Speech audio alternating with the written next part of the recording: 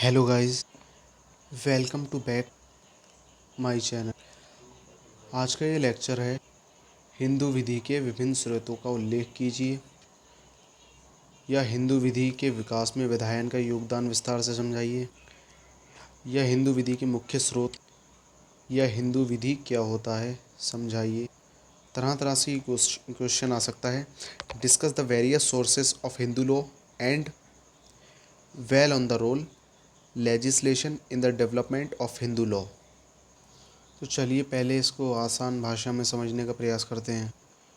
इसी के अंदर एक क्वेश्चन आता है, हिंदू कौन होता है।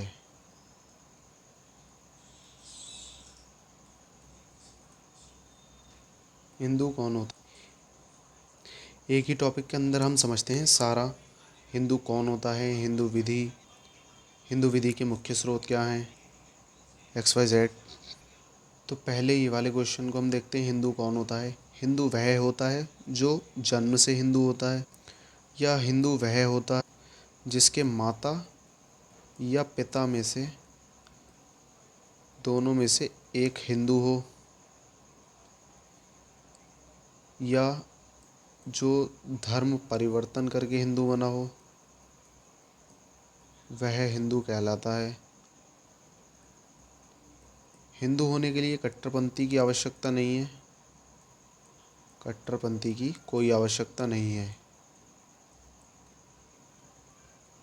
ये तो इसका आंसर हो गया कि हिंदू कौन होता है। अब आते हैं हिंदू विधि के मुख्य स्रोत क्या क्या हैं। तो हिंदू विधि के मुख्य स्रोत चार हैं। हिंदू विधि के चार मुख्य स्रोत हैं। नंबर 1 श्रुति, नंबर 2 स्मृति, नंबर 3 टीकाएँ और निबंध, नंबर 4 प्रथाएँ। ये होते हैं चार स्रोत। श्रुति का मतलब है जो कुछ सुना गया हो। इसको वॉइस ऑफ गॉड भी कहा जाता है, वॉइस ऑफ गॉड। ऐसा माना जाता है श्रुति मुनियों का सीधे ईश्वर से कनेक्शन था। तो श्रुति मुनि और ईश्वर की जो बातें होती थी उसको श्रुति कहा जाता है, वॉइस ऑफ गॉड। स्मृति क्या होता है, जो कुछ याद रखा गया हो। स्मृति क्या होता है, जो कुछ याद रखा गया हो। स्मृति के अंदर ही आता है धर्म सूत्र और धर्मशास्त्र। धर्म सूत्र और धर्मशास्त्र आता है स्मृति के अंदर। नंबर 4 पर प्रथाएं होती हैं। प्रथाएं तो आप जानते हैं, जो एक ही समय से नियम के अनुसार लंबे समय से अपनाया जा रहा है, वो हो जाती है प्रथा। तो ये हिंदू विधि के मुख्य स्रोत हैं, श्रुतिज, टीकाएं और निबंध, स्मृति और प्रथाएं।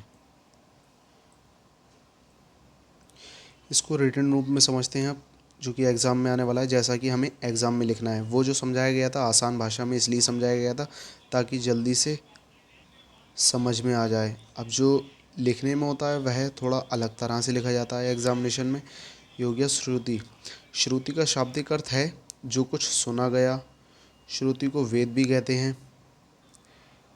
हिंदुओं का ऐसा विश्वास है कि ईश्वर और ऋषि मुनियों में सीधा संपर्क था। ईश्वर की वाणी को उन्होंने जैसा सुना वैसा ही ऋश्रुत अर्थात वेद में हमें दिया।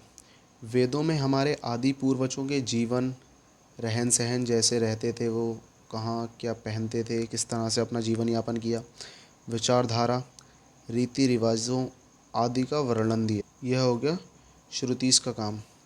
रहना खाना, जैसा जीवन यापन किया, ये तो आता है श्रुतिस में। हिंदू विधि में 4 वेद हैं।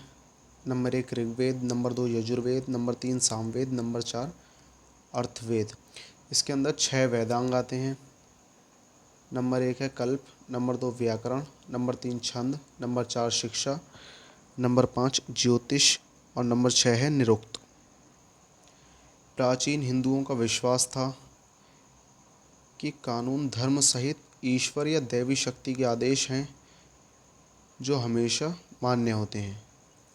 चूँकि वेदों को समस्त ज्ञान का स्रोत माना जाता है, इसलिए वेदों को हिंदू विधि का स्रोत भी स्वीकार कर लिया गया है।